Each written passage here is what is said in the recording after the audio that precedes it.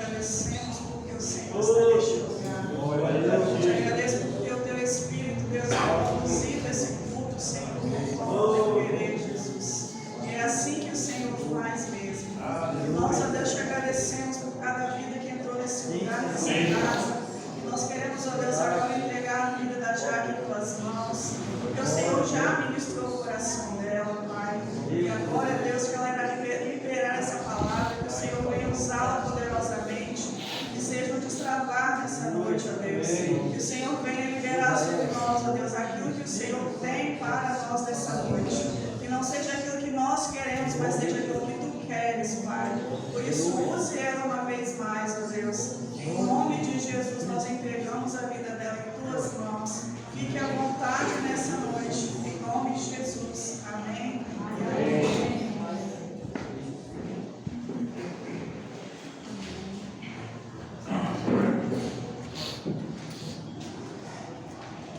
Salve, amada igreja, com a paz do Senhor Jesus. Amém. Depois de todo esse louvor, de toda essa adoração, a voz já foi um pouquinho gasta, né? Mas glória a Deus. Está todo mundo conseguindo me ouvir direitinho? Graças a Deus. Nós estamos no mês da família. E hoje nós vamos falar sobre família. E o tema que eu trouxe para hoje é: Deus não desiste de ninguém. Deus, ele não desiste de ninguém. E eu quero te convidar a abrir a sua Bíblia no Salmo 128. E nós vamos ler do versículo 1 ao versículo 6.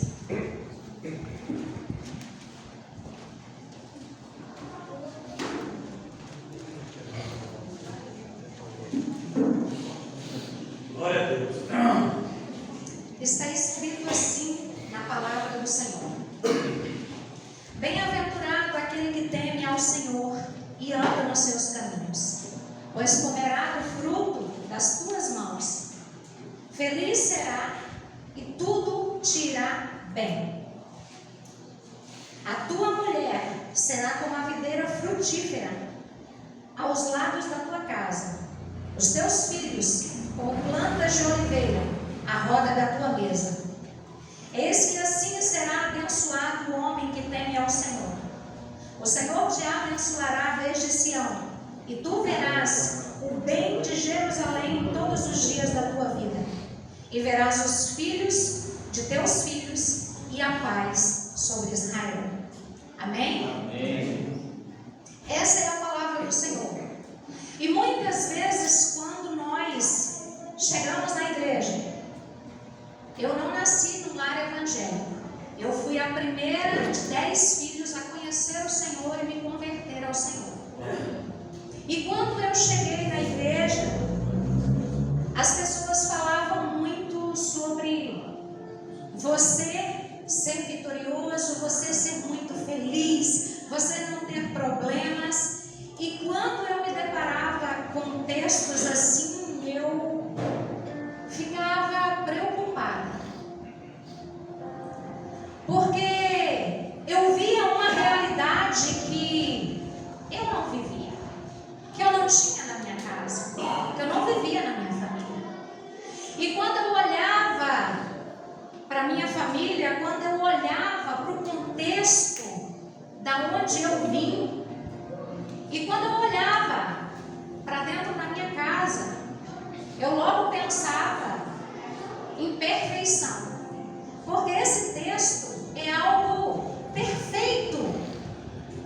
Eu creio que é a vontade, o sonho e o desejo de Deus para toda a família. Mas a realidade é que nem toda a família vive isso. A minha família não vivia isso.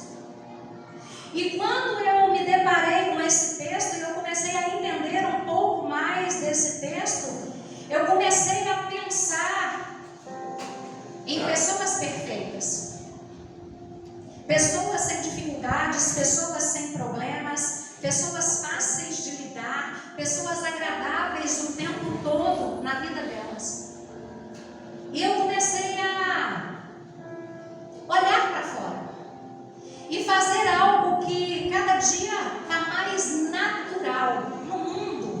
nós vivemos, que é a comparação. Eu comecei a olhar para dentro da minha casa e comparar com aquilo que eu não conhecia para o lado de fora, mas quando postavam, eu achava lindo. Eu achava que aquele fragmento de uma foto, aquele fragmento de um vídeo era a realidade que as outras pessoas viviam. E eu comecei a não só olhar para fora e fazer comparações, mas olhar para dentro da minha casa e começar a fazer muitas críticas. Porque lá fora tudo era muito bonito. Lembra do comercial da margarina? O marido perfeito, a esposa perfeita, os filhos perfeitos. E aquilo começou a gerar dentro de mim um desconforto muito grande. Porque eu comecei a olhar à minha volta e comecei a olhar para as pessoas que estavam do meu lado e eu comecei a pensar nos defeitos das outras pessoas e a pontuar para Deus que com aquelas pessoas ao meu lado eu não seria capaz de conseguir ser isso que a Bíblia descreve.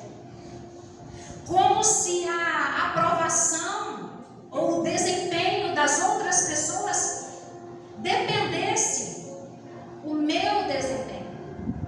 Se eu só pudesse ser perfeita, se aquelas pessoas também fossem perfeitas, que eu só podia buscar a santificação se aquelas pessoas também estivessem buscando a santificação, que eu só podia ser uma pessoa que corrigia a minha fala se aquelas pessoas também corrigissem as falas delas.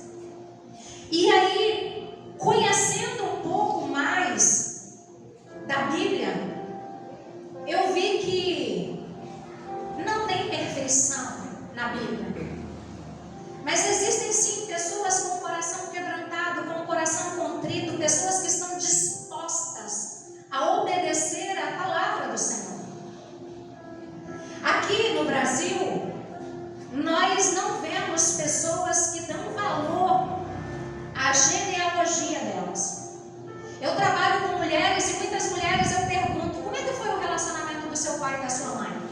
Como eles se conheceram? Quando eles engravidaram de você, eles já estavam casados? E os seus avós? E a maioria das pessoas não sabem nada dos seus antepassados. Só que em Israel é diferente. Em Israel, quando você se encontra com alguém, eles já perguntam: você é de que tribo? Quem são os seus familiares?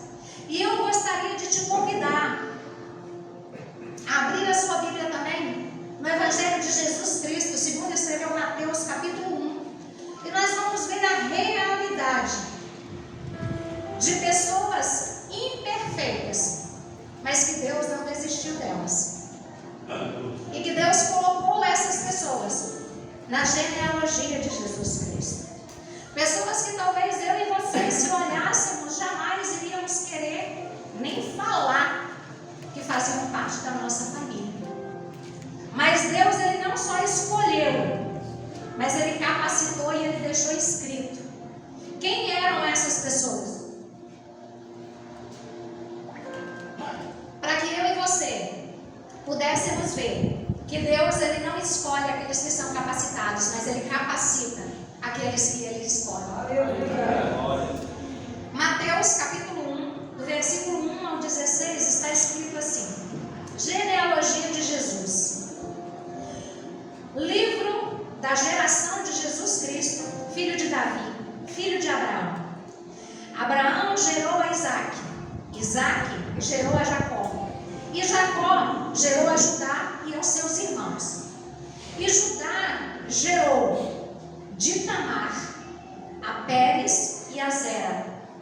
Pérez gerou a Esrom, e Esrom gerou Arão. E Arão gerou a Aminadab.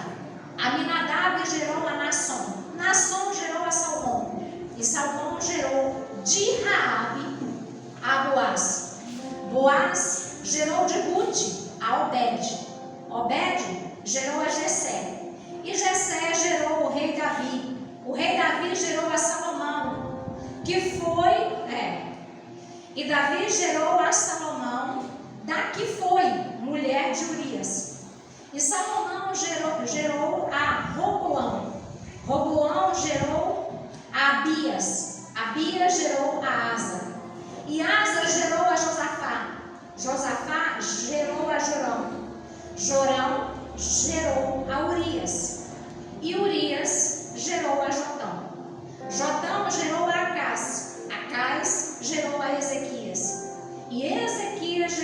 Manassés.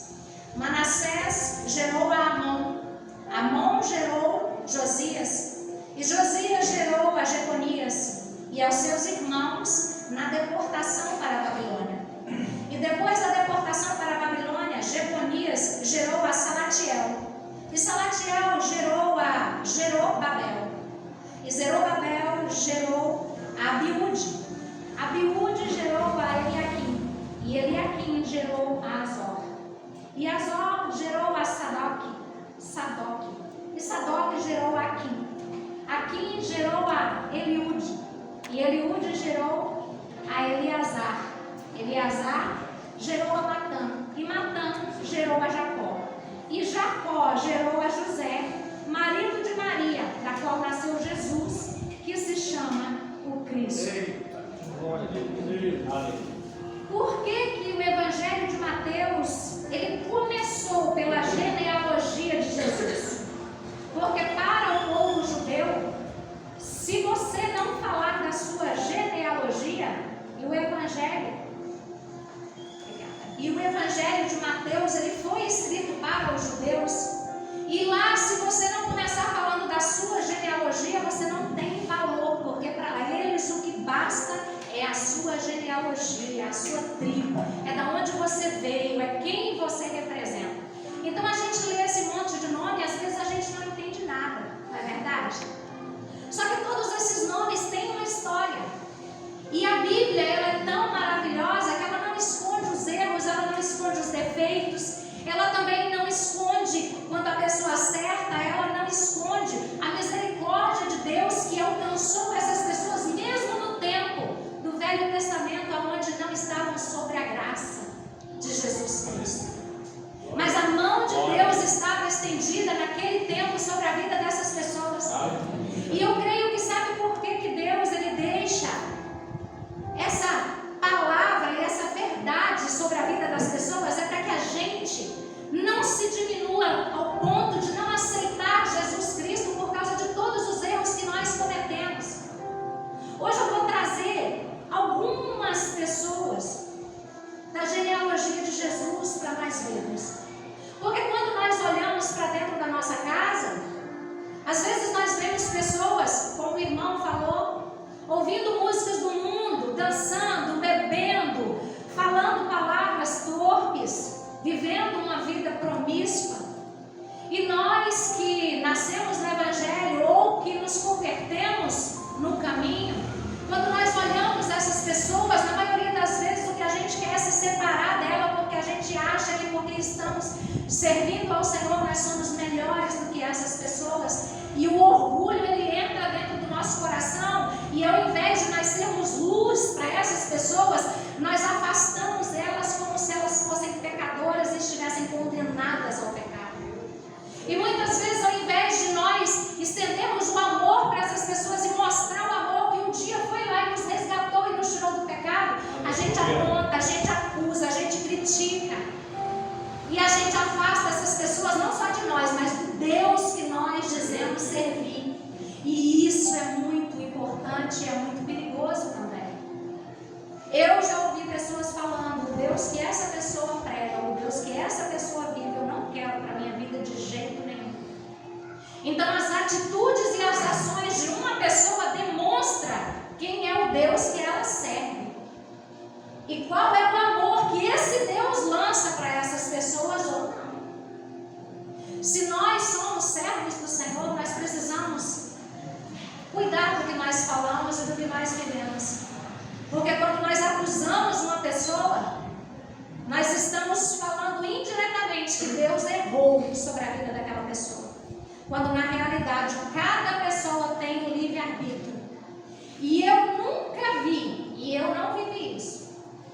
Nunca, qualquer pessoa que chegou para mim e falou assim: eu vou te fazer uma crítica construtiva, me fez verdadeiramente mudar a minha visão, a minha percepção e me levar para um outro caminho.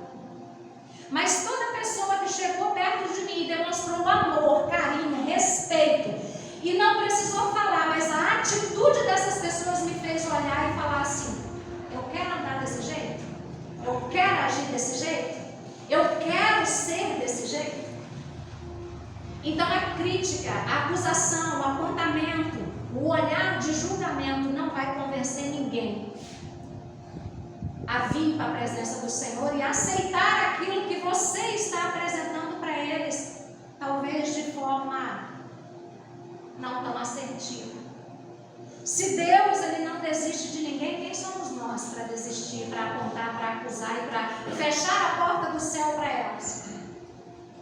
Deus ele não nos colocou como porteiros da porta do céu, nem como julgadores, nem juízes sobre a face da terra. Ele nos colocou para ser sal no mundo e luz no meio das trevas.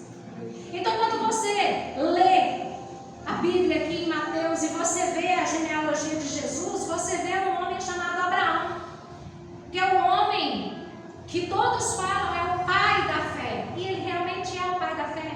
Através da vida dele, todas as famílias da terra são abençoadas até hoje. Mas esse homem não foi perfeito, esse homem ele mentiu. O irmão pregou aqui esses dias atrás. Ele mentiu lá no Egito. E ele deixou que a sua mulher Sara fosse mulher do faraó, para que ele pudesse ter a vida dele poupada e para que ele pudesse ser abençoado por aquele povo. Por causa da vida dela, ele mentiu. E mesmo assim Deus não desistiu dele nem desprezou ele. Passado algum tempo, Deus tocou na família de Faraó. E quando Faraó foi procurar saber, ele viu que aquela mulher não era mulher para ele. E ele devolveu aquela mulher para Abraão e deu todos os bens que ele já tinha entregue para Abraão por amor a Sara e mandou ele embora dali. E eles foram embora dali. Nós vemos na genealogia de Jesus também Isaac, o filho de Abraão, que num determinado tempo com a sua esposa cometeu o mesmo erro que o seu pai. Porque com certeza ele ouviu o seu pai, a sua mãe, as pessoas conversando dentro de casa e talvez contando essa situação. Talvez ele falou, eu fui para o Egito e eu fui poupado por causa da sua mãe, aconteceu isso, isso e isso. Lembra que para eles é muito importante contar tudo o que acontece? Nós omitimos, nós escondemos, mas eles não, eles contam. Isaac, ele teve também 2 filhos, e ele tinha os seus filhos, o seu filho preferido, e a mulher dele tinha o filho dela preferido. Dentro de uma casa, pessoas vivendo em divisão. A palavra do Senhor nos diz que aonde tem divisão, o reino do Senhor não subsiste. E ali tinha divisão entre Isaac e a sua mulher. E aí eles geraram Esaú e Jacó. Esaú, o primogênito, com direito à primogenitura, num dia de fome, vendeu o direito de primogenitura para o seu irmão Jacó. O seu irmão Jacó, induzido pela sua mãe, lembra a casa dividida? Mentiu para o seu pai, enganou o seu pai, se passou pelo seu irmão, roubou as bênçãos que eram do seu irmão, trouxe uma grande divisão dentro de casa, a ponto do seu irmão virar e falar assim, eu só vou esperar o meu pai morrer para eu matar o meu irmão. E aí essa mesma mulher, essa mesma mãe que levou esse filho a fazer essas montes de trapaças com seu pai e com seu irmão, falou assim, olha Jacó, manda o nosso filho, Isaac, manda o nosso filho Jacó para a casa do meu irmão, porque senão Esaú vai matar ele. E aí Jacó teve que sair da casa dos seus pais, fugindo, porque havia divisão naquele lugar. Então quando a gente olha, a gente vai vendo as coisas que não são totalmente perfeitas, como eu quando vim para a presença do Senhor e comecei a ouvir sendo pregado que existia. Toda família, todo lar, ele tem suas dificuldades e seus problemas, como o pastor pregou hoje lá no Rancho Alto. Só que o que nós fazemos com esses problemas? Nós conversamos, nós dialogamos, nós colocamos Deus no centro, ou nós vamos empurrando um erro atrás do outro? Porque verdadeiramente, irmãos, eu creio que Deus ele se entristece com o nosso pecado? Sim. O que vocês acham? Mas Deus ele jamais desiste de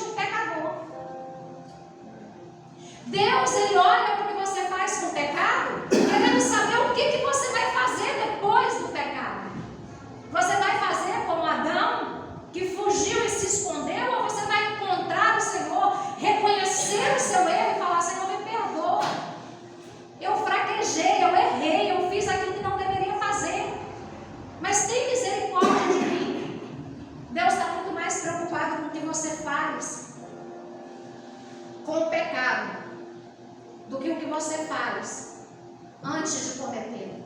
Deus está olhando o nosso coração. E quando a gente começa continua a olhar a genealogia, a gente vê Jacó, enganador, trapaceiro, mentiroso. A própria Bíblia relata isso dele. Aí a gente vê Judá. Judá é um dos filhos de Jacó. Ele se casou e teve 3 filhos. E ele pegou uma moça chamada Tamar e casou com o filho dele mais velho. E a Bíblia relata que esse homem era perverso aos olhos de Deus. Deus matou esse rapaz.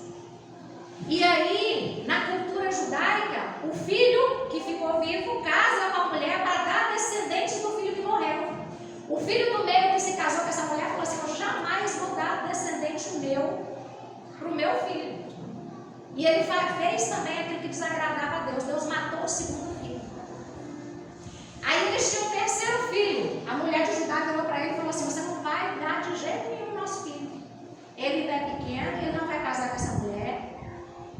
E Judá falou para ela: volta para a casa dos seus pais. Quando esse meu filho tiver idade, eu vou lá e te dou ele como marido, para ele resgatar o nome da família. Ela voltou para a casa dos pais dela, ficou lá guardadinha. A mulher dele morreu, o filho dele cresceu, o tempo passou e nada aconteceu. Essa menina, sabendo disso tudo, ela armou uma artimanha, foi e se deitou com esse sogro. E ela gerou 2 filhos. E é o que a Bíblia diz. E Judá gerou 2 filhos com essa nora dele. E desses 2 filhos, a genealogia vai passando. E lá na frente, entra na genealogia de Jesus, uma prostituta, que foi resgatada lá de Jericó, quando os espias estavam conquistando aquela terra. E que 2 espias que foram para aquele lugar precisavam de esconderijo. Essa mulher falou assim: eu reconheço que o Deus de vocês é o Deus do céu e Deus da terra. E eu vou esconder vocês, mas façam um juramento comigo. Eu vou esconder vocês, eu vou agir com bondade com vocês, e vocês também agem da mesma forma comigo. E eles fizeram uma promessa para Raabe. E quando Deus veio, Deus derrubou toda a muralha de Jericó, mas a casa de Raabe permaneceu intacta, junto com toda a sua família. Uma mulher estrangeira, o povo de Israel, um estrangeiro, não é digno nem de ser escravo para eles naquela época. Nem assim eles queriam. E Raabe entrou na genealogia de Jesus. Deus não desistiu dela. Mesmo ela sendo uma pessoa que aos nossos olhos hoje nós condenamos. Imagina naquela época. Não é assim? Não pensa só no contexto da Bíblia naquela época, mas pensa no seu dia hoje, na sua vida hoje. São pessoas que muitas vezes nós encontramos dentro da nossa casa, no meio da nossa família. São contextos que a gente não gosta de ouvir falar nem quando é na casa do vizinho, quem dirá quando é dentro da nossa casa, no meio da nossa parentela, da nossa família.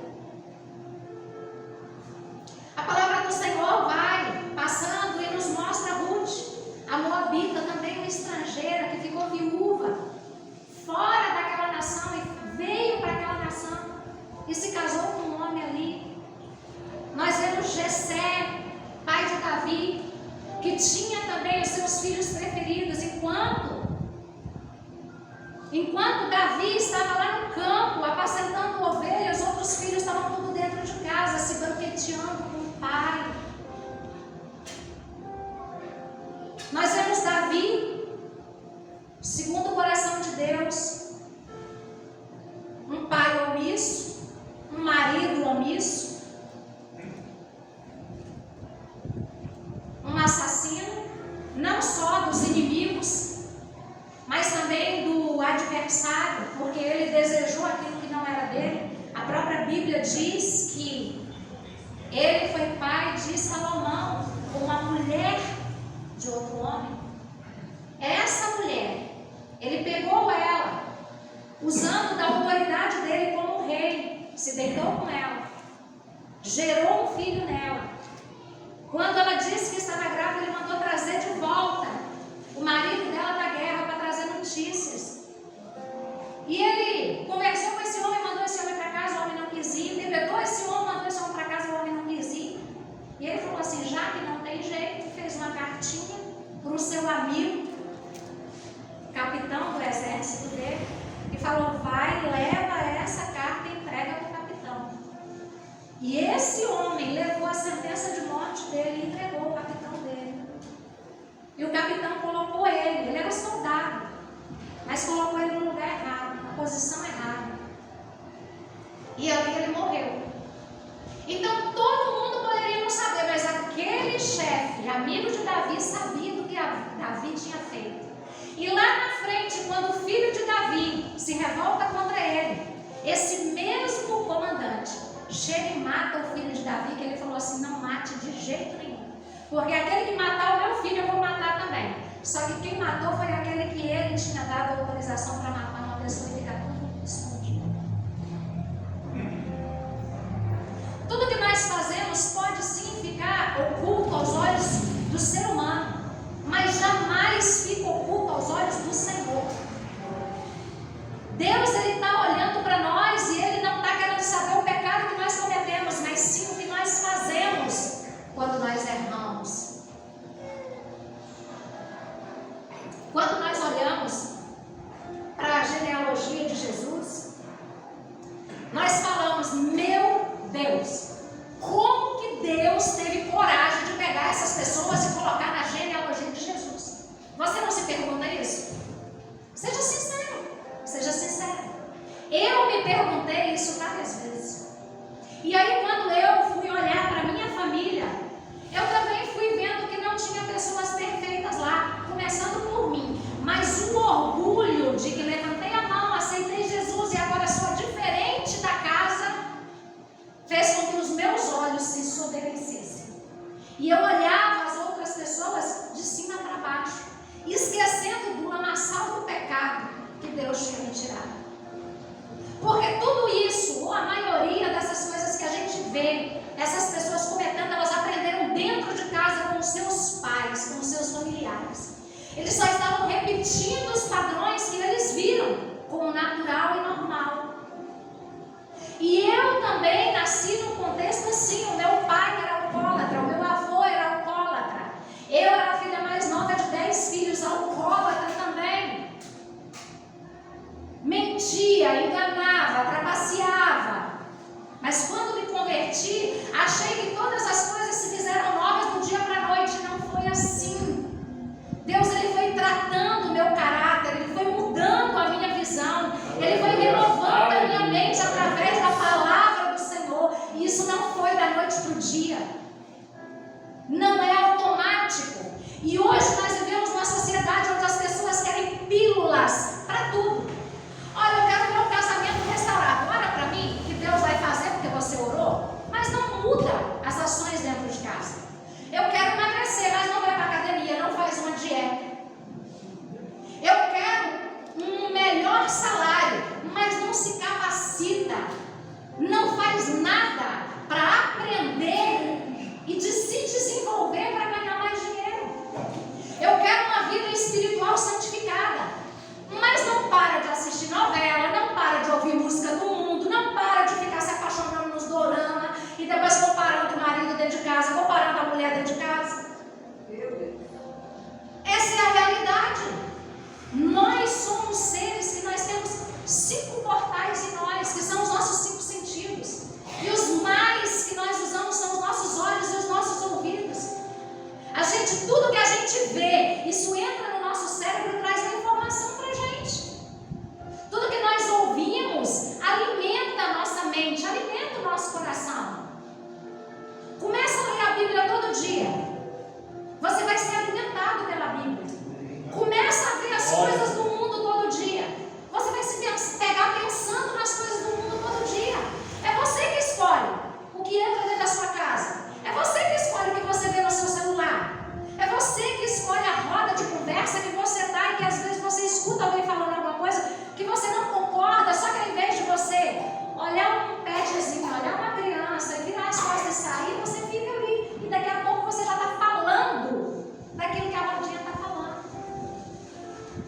não se deixe enganar. O contexto que você está diz muito sobre você. O contexto que você está influencia sim a sua vida. E nós precisamos ter cuidado com isso.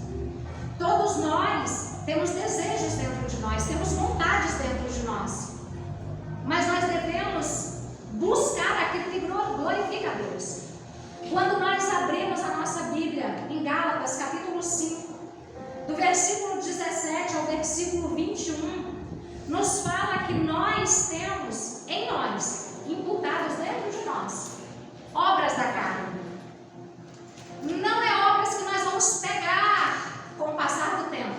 Ela já vem dentro de nós, ela foi colocada dentro de nós, não por Deus. Vamos ver o que está escrito? Porquanto a carne luta contra o Espírito. Espírito aqui com letra maiúscula, que é o Espírito Santo de Deus que habita dentro de nós. E o Espírito contra a carne, eles se opõem um ao outro, de modo que não conseguis fazer o que quereis. Contudo, se sois guiados pelo Espírito Santo, já não estáis subjugados pela lei, pela sua vontade. Ora, as obras da carne são manifestas. O que é manifesto? É aquilo que salta, é aquilo que você faz. Então, tudo aquilo que você faz são obras que estão dentro de você e que você manifesta, você faz. Quais são elas? Imoralidade sexual, impureza, libertinagem, idolatria, feitiçaria, ódio, discórdia, ciúme, ira, egoísmo, dissensões, que é o mesmo que briga, facções, as panelinhas, sabe? E inveja, embriaguez, orgia e tudo quanto se pareça com essas perversidades, contra as quais vos advirto, como já vos preveni antes, os que as praticam não herdarão o reino de Deus. Tudo isso são inclinações da nossa carne que foi colocado dentro de nós quando houve o pecado de Adão e de Eva. Ali virou a chave e todos nós que nascemos após Adão e Eva nascemos almáticos, uma linhagem, com sangue, com essa inclinação adâmica. E muitas vezes nós olhamos para as outras pessoas e nós condenamos, como eu condenei. Eu falo, eu vivi isso. E o Senhor foi aquele que foi abrindo os meus olhos, purificando os meus ouvidos, limpando o meu coração. Porque eu era uma pessoa que eu apontava, que eu julgava, que eu condenava. Que eu queria, porque conheci Jesus Cristo, fazer as outras pessoas engolir Jesus Cristo para lá abaixo. Eu falava, é bom demais, é maravilhoso, você tem que viver o que eu estou vivendo, você tem que ver como eu estou vendo, você tem que sentir como eu estou sentindo. E a pessoa olhava para mim assim e falava assim, esquece, esquece. E muitas vezes eu falava como elas tinham que fazer, mas eu mesmo não me pegava fazendo, e elas viam a manifestação da obra da carne em minha. Então eu falava, mas eu não fazia, muitas vezes. É feio falar isso, irmãos? Mas é verdade, Deus não desistiu de mim. E por isso eu estou aqui. Deus não desistiu de você e por isso você está aqui. Deus não desistiu dos seus familiares, da sua família, daqueles que estão perdidos aos meus e aos seus olhos. E por isso Deus colocou eles na mesma família que você, para você fazer a diferença. Lembra o louvor que foi cantado aqui? João 8:7. Jesus Cristo, aquela mulher que veio, traga até ele, e ele era o único sem pecado que podia condenar aquela mulher e atirar a primeira pedra. Ele olhou e disse, quem não tiver pecado que atire a primeira pedra, mas ele mesmo não atirou nenhuma.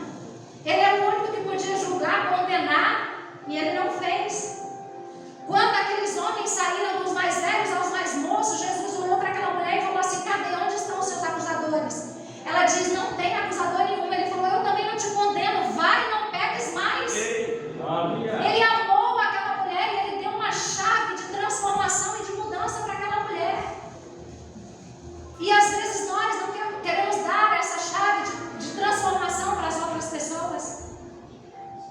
João capítulo 16, verso 8 diz que o Espírito Santo de Deus é aquele que convence o mundo do pecado. Por mais que eu e você queiramos convencer as outras pessoas de que estar na presença de Deus é bom, é maravilhoso, é algo extraordinário, nós não vamos conseguir, porque só quem convence é o Espírito Santo de Deus, mais ninguém.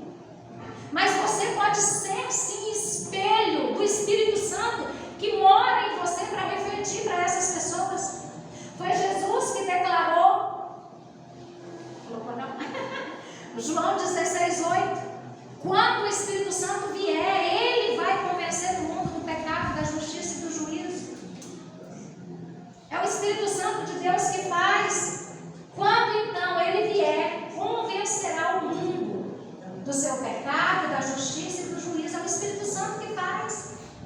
Eu e você só somos aquela luz que está acesa, sabe? E que as pessoas olham para você e falam assim: olha, se um dia eu me tornar cristão, eu quero ser igual aquela pessoa.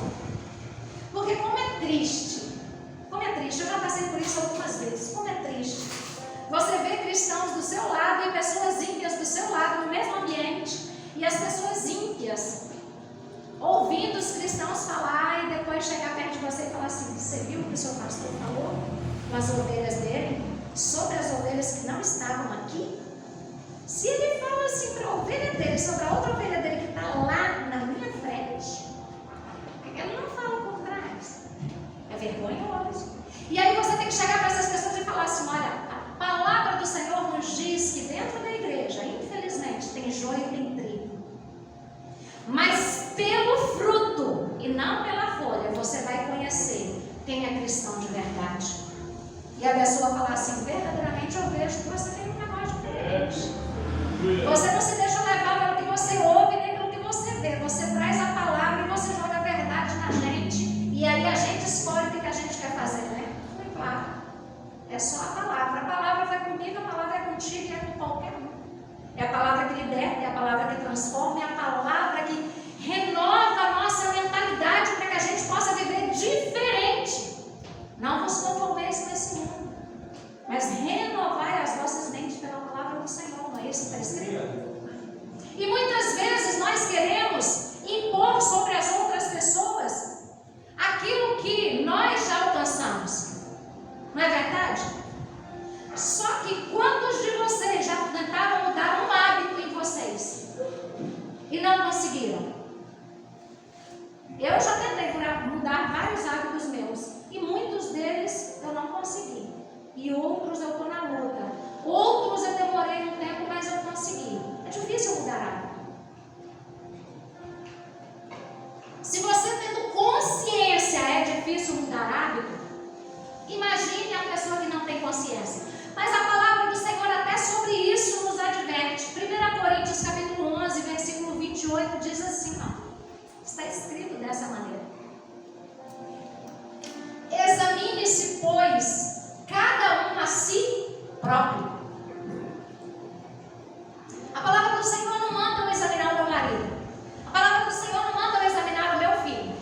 A palavra do Senhor não manda eu examinar as outras pessoas. Mas eu, como uma pessoa que tem inclinação para a carne, eu vou lá no meu ego, eu vou lá no meu egoísmo, eu vou lá na minha justiça própria e falo: meu marido, você tem que entrar nessa linha aqui, ó, que isso aqui que é o certo. Meu filho, você tem que ser desse jeito, porque isso aqui que é o certo. E às vezes arrumo confusão dentro da minha casa, por causa daquilo que eu vi deles, mas que eu não consigo mudar. E quando eu vou para a palavra do Senhor, ele diz: examina, Jaqueline, você mesmo, e muda aquilo que você precisa mudar. Tenta mudar sozinha, Jaqueline, você vai quebrar a cara 1000 vezes. Agora tenta no Espírito Santo. Você vai renunciar a muita coisa, você vai chorar bastante, mas você vai conseguir. Se você examinar a si mesmo e deixar o Espírito Santo guiar a sua vida. Toda porta para mudança só pode ser aberta pelo lado de dentro de cada ser humano. Eu não posso abrir a porta da mudança para o meu marido. O meu marido não pode abrir a porta da mudança para a minha vida. Cada um tem que reconhecer que tem áreas para mudar, melhorar e pedir para o Espírito Santo ajudar. Porque sem Jesus Cristo, ele deixou declarado, nada podeis fazer. Então, sem Ele na nossa vida, nós não vamos conseguir mudar, melhorar, crescer. Nada, nada, nada, nada. E muitas vezes, nós queremos, mas verdadeiramente, nós precisamos entender que toda a transformação, ela acontece primeiro na nossa mente e na nossa consciência. Não vos conformeis com o mundo, mas renovai a vossa mente, o vosso entendimento, pela palavra do Senhor. Quando a nossa mente, o nosso entendimento, ele muda, as nossas ações também mudam. Aí os seus olhos já não são mais críticos, a sua fala já não é mais condenatória. Você não repele mais as pessoas, mas você ama as pessoas, e através do amor que foi colocado dentro de você, você traz essas pessoas para conhecer o verdadeiro amor. Aleluia. Aquele verdadeiro amor que lança fora o medo dessas pessoas de ser reconhecido como um crente, como uma pessoa que é santarrona, como uma pessoa que é diferente, como uma pessoa que é bitolada, porque é assim que muitos nos colocam como nomes lá fora. Só que quando essas pessoas conhecem o amor através da sua vida, conhecem a presença através da sua vida, elas têm a oportunidade de mudar. Sabe por quê? Porque no Evangelho de João está escrito assim, ó: e Deus amou a Jaqueline. O resto da família não. De tal maneira que entregou Jesus Cristo pela Jaqueline. É assim que está escrito lá? Como é que está escrito lá? Fala bem alto. Deus amou o mundo de tal maneira que deu seu Filho unigênito, para que todo aquele que nele crê não pereça, mas tenha a vida eterna. Você acha que o mundo é o globo terrestre? O mundo são as pessoas que estão no mundo, mas que não pertencem ao mundo, porque Jesus Cristo morreu por causa delas. Então eu não sou a preferida de Deus na minha casa. Deus quer salvar toda a minha casa, quer libertar toda a minha família, quer alcançar os que eu conheço e os que eu não conheço. Cada pessoa que tem o meu sangue, que tem o meu DNA, Deus conhece e Ele quer salvar. Porque Deus amou o mundo de tal maneira que entregou o seu único Filho para que todo aquele que nele crê não pereça, mas tenha a vida eterna. Jesus Cristo, Ele se entregou em obediência por amor. Deus, Ele olhou e mesmo as pessoas pecando, as pessoas não conhecendo Ele, Ele não desistiu delas. Foi assim comigo. Eu não conhecia Jesus, eu não servia a Jesus, eu não queria nem nas igrejas que eram portas abertas, que você podia beber, que você podia fazer o que você quisesse, eu não queria estar. Mas um dia Deus me achou. Um dia Deus me fez entender o que era o amor. Aleluia. E Ele me resgatou, me abraçou e me segurou tão forte que por mais que eu tentasse sair, porque eu olhava para mim, eu não via valor nenhum. Eu falava: você não pode amar um negócio como eu. Você não pode desejar alguém como eu não valho nada, Senhor. Como é que o Senhor pode amar alguém que já fez isso, fez isso, fez isso? Eu nunca amei o Senhor, eu nunca desejei o Senhor. Por que o Senhor foi me ver? O que eu tinha dentro de mim para atrair a atenção do Senhor? Glória. Eu usei até palavras de muitos aqui dentro da Bíblia, antes mesmo de conhecer. Eu sou a menor de 10 irmãos. Eu sou a caçula. Eu sou a ovelha negra. O que vão pensar de mim? Eles vão me deixar de lado. Eles vão me rejeitar. Eles não vão me querer por perto. E verdadeiramente tudo isso aconteceu. Mas eu louvo a Deus que aquelas pessoas que olhavam para mim e falavam assim: Jaqueline, você é fanática. Você está na igreja de segunda a segunda. Você não vem mais para as comemorações da família. Por quê? Porque eu era alcoólatra. E se eu estivesse lá, tinha bebida, eu caía. E aconteceu isso muitas vezes, até que o Espírito Santo falou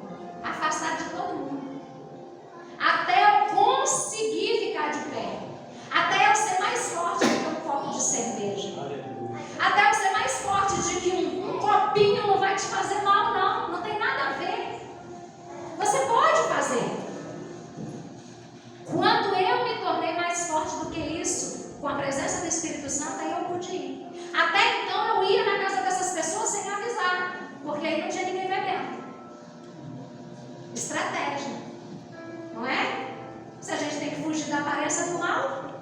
Não é assim? Somos nós que temos que fugir da aparência do mal.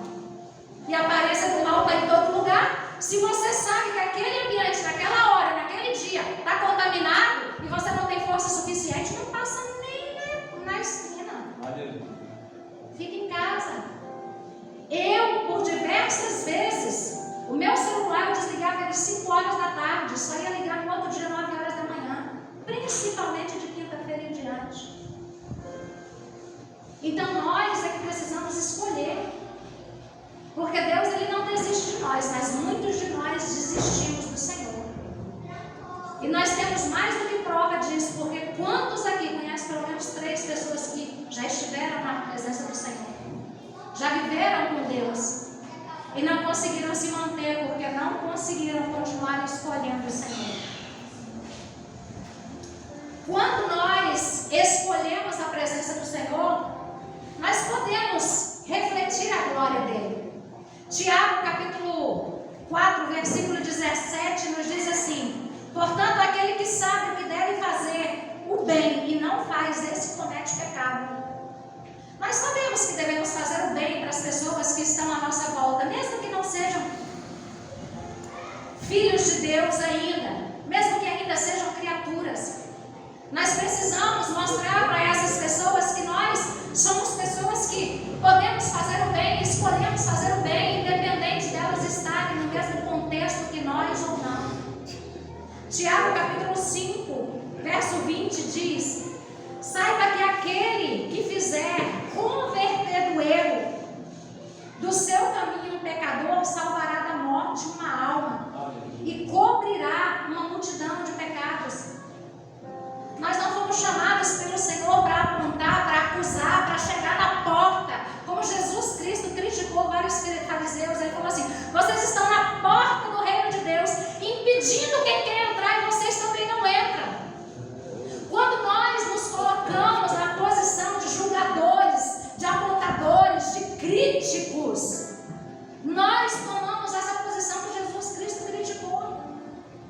Então, se nós sabemos que podemos fazer o bem para todas as pessoas e nós não fazemos porque achamos que somos melhores, porque somos chamados ou caracterizados cristãos, nós estamos pecando, diz a palavra do Senhor.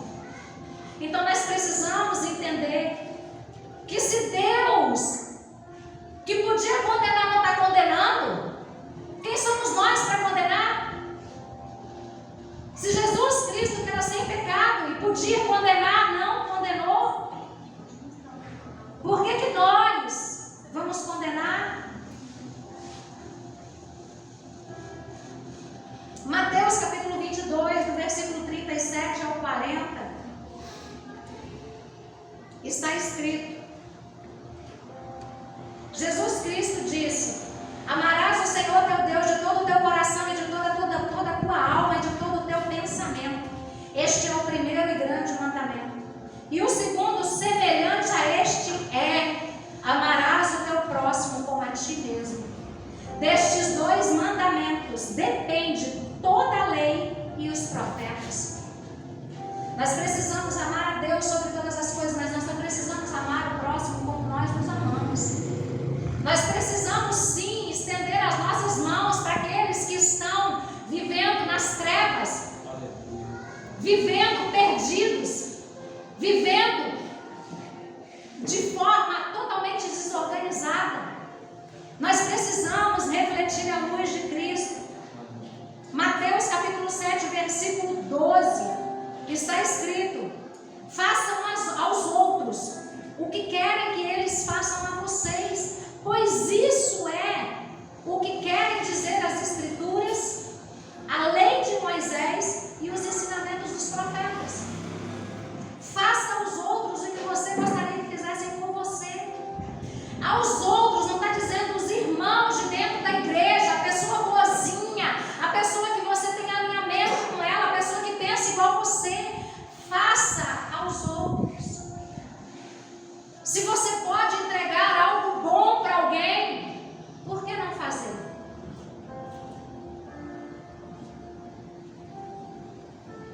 Nós precisamos parar e pensar e refletir se as nossas atitudes verdadeiramente estão mostrando para o mundo, para as pessoas do mundo, a quem nós servimos, quem nós representamos.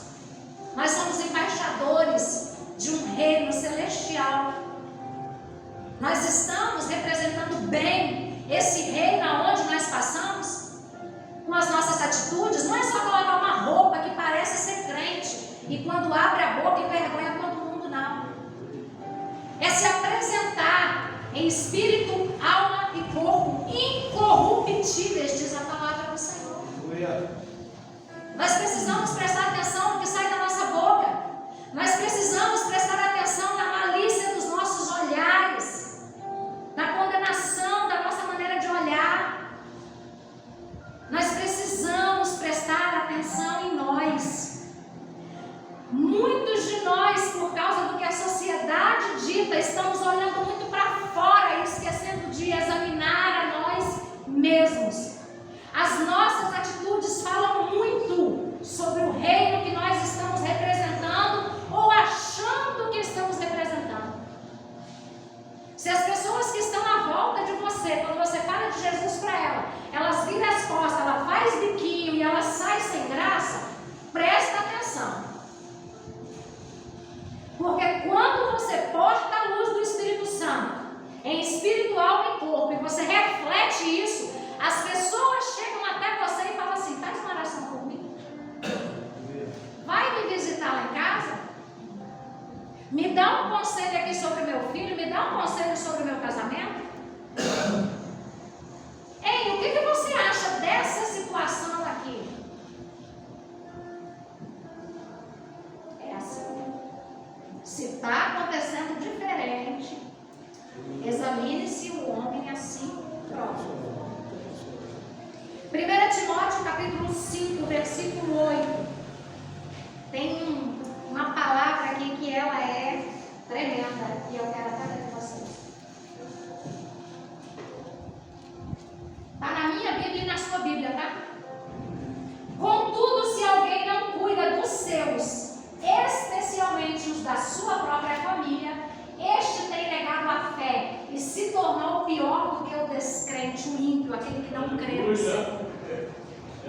Como você tem tratado as suas irmãs, os seus irmãos, os seus pais, os seus tios, os seus primos, as pessoas que não servem ao Senhor?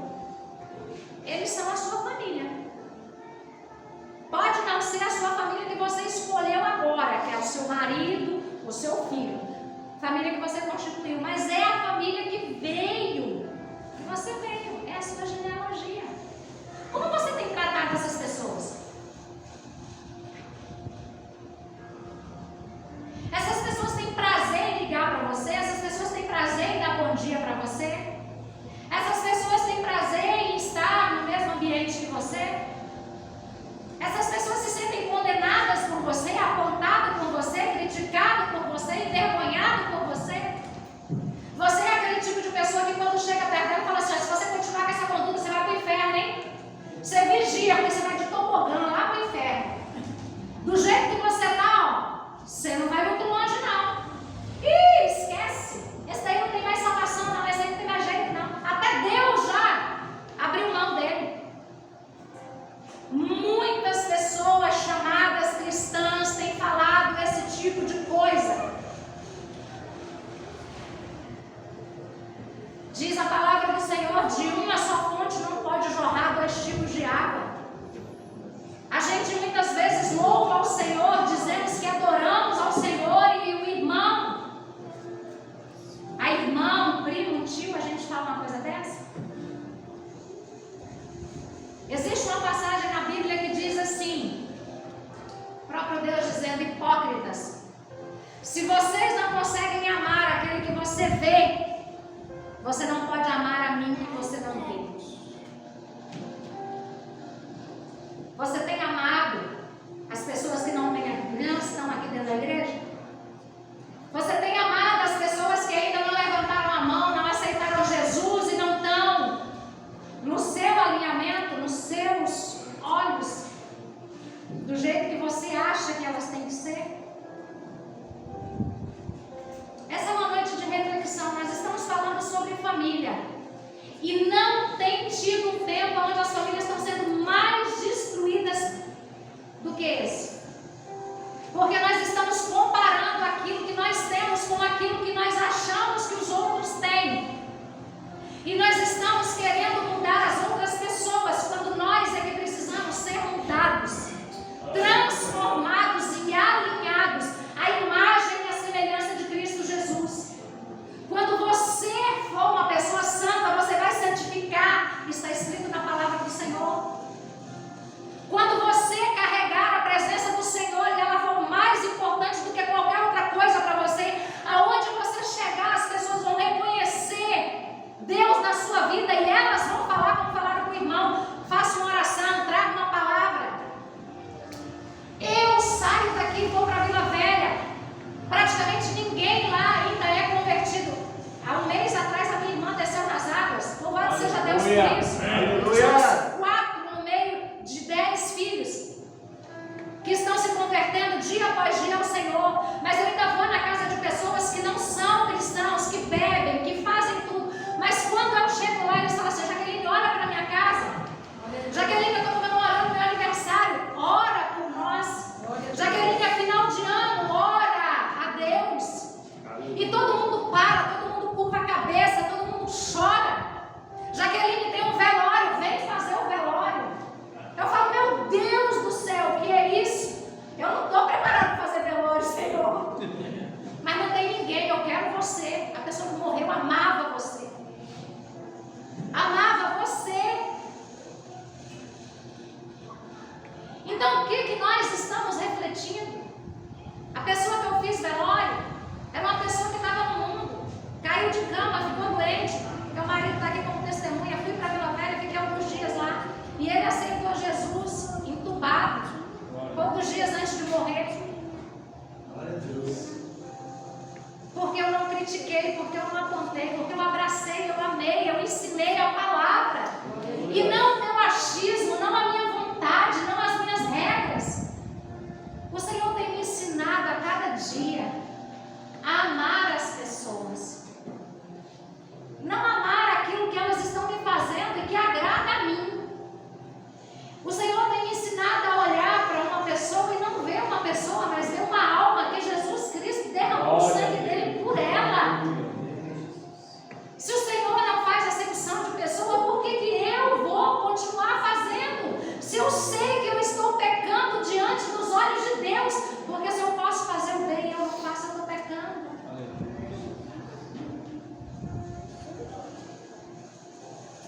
Coríntios capítulo 30, ou capítulo 10,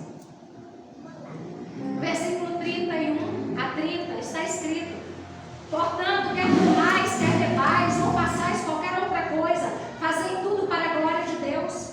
Portai-vos de modo que não deis escândalos, nem para os judeus, nem para os gregos, nem para os gentios, nem para a igreja de Deus.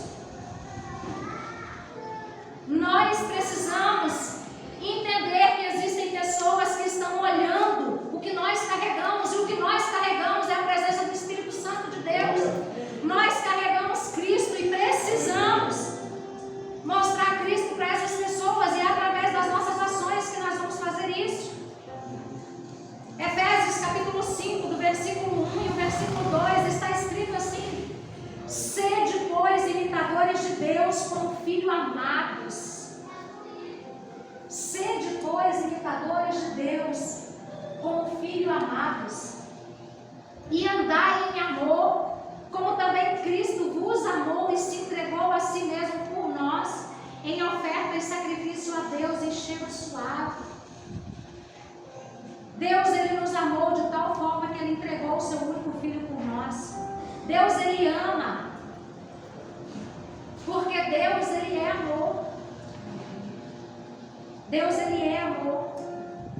Deus, Ele não nos chamou para julgar as pessoas que estão no mundo. Deus, Ele nos chamou para ser luz para elas, para as pessoas que quiserem verdadeiramente achar o caminho, a verdade, que leva a vida, que foi aonde nós fomos encontrados, que foi de onde nós fomos resgatados. Outrora eu e você talvez fôssemos aquelas pessoas que hoje nós apontamos o dedo, que não nos deram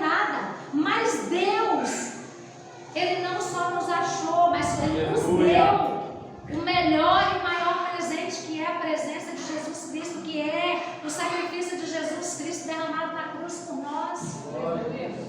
Foi porque Deus olhou e entregou o que Ele tinha de melhor, que nós estamos aqui. Que nós possamos pensar nessa realidade da palavra do Senhor. E que se porventura nós estivermos nesse lugar de pessoas que criticam, que apontam, que condenam, que julgam, que lançam olhares, que diz que não vai dar certo, que diz que não tem mais jeito, que nós possamos mudar essa posição que nós estamos hoje. Que nós possamos parar de apontar, de criticar e que nós possamos abraçar. Que nós possamos mostrar que aquele que nos amou primeiro também ama essas pessoas. E que Ele quer usar a nossa vida para demonstrar amor para essas pessoas, demonstrar compaixão, carinho, respeito por elas. Que nós possamos olhar para essas pessoas e ver nelas o sangue de Jesus derramado por elas também. Talvez assim o nosso coração vai ser contrito. E nós vamos deixar um pouco o orgulho de lado, a altivez de lado. Esse orgulho próprio que muitas vezes tem destruído vidas, destruído famílias. E tem jogado muitas pessoas que estão tentando entrar nas igrejas e conhecer Jesus Cristo para bem longe da presença do Senhor. Porque infelizmente as pessoas acham que quando alguém julga, condena e joga fora, eles estão achando que o próprio Cristo fez isso. Porque as pessoas que se dizem de Cristo estão fazendo isso. Que nós possamos nessa noite parar e pensar sobre isso. Vamos nos colocar de pé para orar.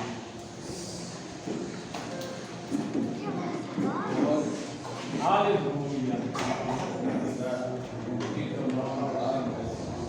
Espírito Santo de Deus, nós queremos louvar ao Senhor pela porção da Tua palavra, que é viva, eficaz e verdadeira. Espírito Santo de Deus, se a Tua palavra não convencer, ninguém convence. Se a Tua palavra não fizer, ninguém faz. Só o Senhor conhece a mente, as atitudes, as ações de cada um que aqui está. Cada filho e cada filha amada do Senhor. Pai, se porventura algum de nós estamos agindo de forma que desagrada o Teu Espírito Santo, que o Senhor possa nos convencer. Que o Senhor possa mudar a nossa mente, que o Senhor possa quebrantar o nosso coração, que o Senhor possa nos trazer a certeza de que nós somos luz espalhados no mundo e que nós refletimos a presença do Teu Espírito Santo e que nós não podemos servir, Pai, de